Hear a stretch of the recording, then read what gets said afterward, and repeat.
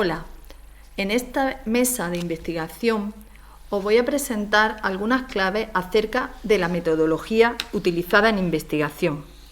En mi presentación me centraré en estudios epidemiológicos, es decir, estudios basados en metodología de carácter cuantitativo. Más tarde, mi compañera Julia ampliará ambos abordajes de la investigación y su complementariedad. La elección y combinación acerca de las metodologías a utilizar ante un determinado problema de investigación vendrá dada por diversos factores a tener en cuenta, así como las posibles respuestas que se quieran obtener. Tendremos que definir si queremos obtener datos de la población o conocer las opiniones que la población tiene acerca de un determinado tema. Dentro del abordaje cuantitativo, nos enfrentamos a los problemas buscando mediciones, comparación de datos, medidas resumen y otra serie de análisis que permitan cuantificar la medida del tema.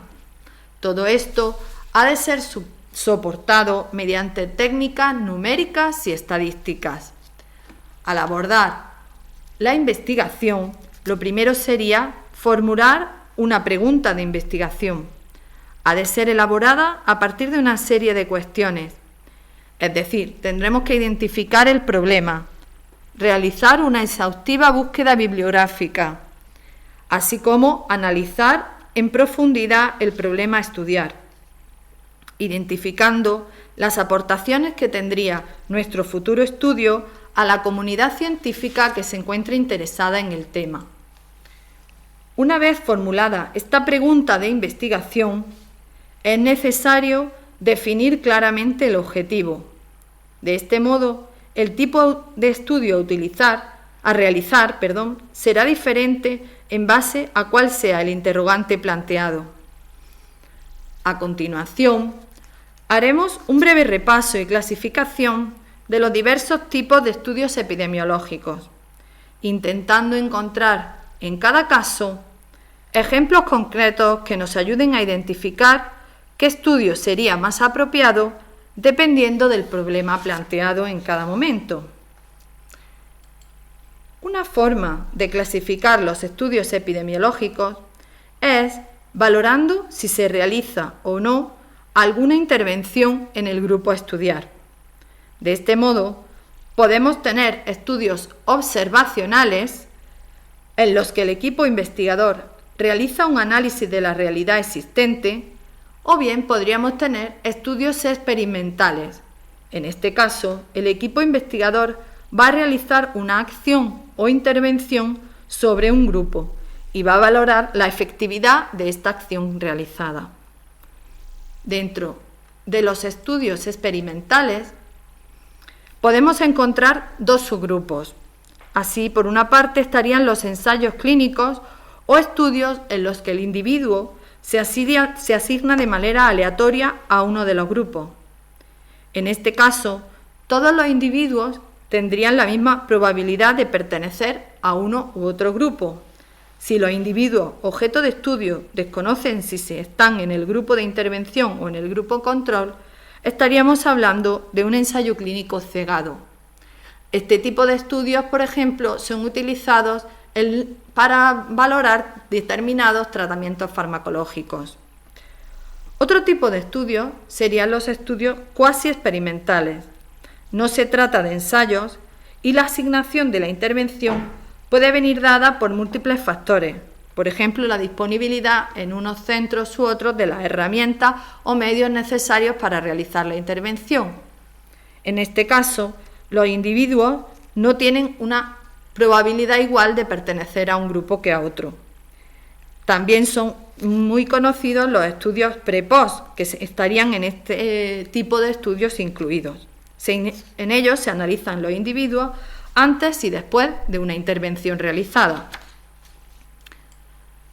Los estudios observacionales también se pueden a su vez clasificar dependiendo del tipo de problema y el abordaje que queramos hacer de este.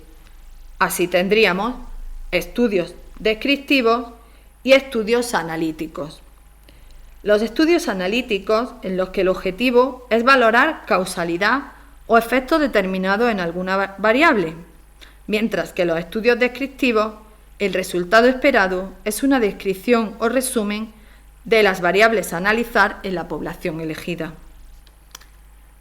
Los mismos estudios descriptivos pueden ser a su vez clasificados en estudios ecológicos, en este caso la unidad objeto de análisis son grupos de individuos, por ejemplo, cuando comparamos consumo de tabaco entre grupos poblacionales, no se tomarían datos de cuántas personas fuman en ese grupo, sino de cuánto se ha vendido en cada caso, en cada zona. Por otro lado, en los estudios individuales sí se tomarían datos acerca del individuo participante y se podrían tener series de casos estudiando de manera diferenciada a individuos que cumplan la característica objeto de estudio o bien diseños transversales, como sería el caso de los estudios de prevalencia. Igual que los estudios descriptivos, los estudios analíticos también pueden ser clasificados entre estudios de casos y controles y estudios de cohortes. En el primer diseño se analizan los grupos dependiendo si ha ocurrido o no el fenómeno analizado. Por ejemplo, en un grupo de personas que han sufrido un infarto, si queremos valorar la relación entre el tabaquismo y padecer un nuevo episodio, nuestro grupo de casos sería quienes sufren el nuevo infarto y se tomaría en este caso como grupo control una serie de personas que en principio tuviesen el mismo riesgo de un segundo episodio, comparando al final del estudio el tabaquismo en ambos grupos. En los estudios de cohortes, lo que se realiza es un seguimiento de una población determinada durante un espacio de tiempo, detectando si aparece o no el fenómeno estudiado. Una vez revisados los tipos de estudios, me centraré en el esquema básico de una investigación, en el cual deben constar al menos los epígrafes indicados.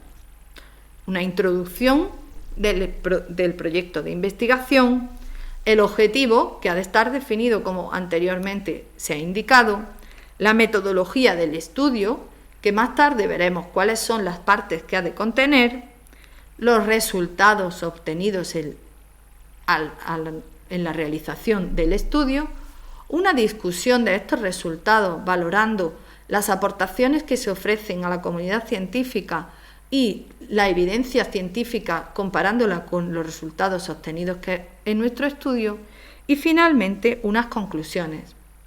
Todos estos pasos han de responder a la llamada pregunta de investigación o al objetivo determinado al principio del estudio. De las partes mencionadas anteriormente, desarrollaré brevemente el objetivo y la metodología, indicando que el objetivo ha de responder a la pregunta de investigación. Tiene que estar formulado en infinitivo y debe ser definido de manera concreta y medible. Por otro lado, la metodología debe contener al menos siempre los distintos epígrafes que aquí se indican. Debe contener el diseño del estudio, es decir, el tipo de estudio de los que hemos visto anteriormente, a cuál se ajustaría mejor, quiénes son los sujetos de ese estudio, en qué ámbito se desarrollará, cómo sería la recogida de datos y cómo sería el análisis de la información. En cuanto al análisis de información y recogida de datos, los tipos de análisis estadísticos a realizar vendrán definidos a partir de dar respuesta al objetivo planteado, teniendo en cuenta que no siempre es necesario realizar un cuestionario para nuestra investigación. A veces también pueden ser utilizadas bases de datos públicas disponibles que pueden responder en un momento dado a determinadas investigaciones. Por ejemplo, la encuesta andaluza de salud o la encuesta española de salud. En este caso estaríamos hablando de bases de datos secundarias, pero que dependiendo del problema pueden solucionar determinadas preguntas de investigación. Finalmente, quiero dar las gracias por vuestra atención y animar a que a partir de este encuentro se realicen numerosas investigaciones por distintos equipos pertenecientes a la red del PITA. Muchas gracias.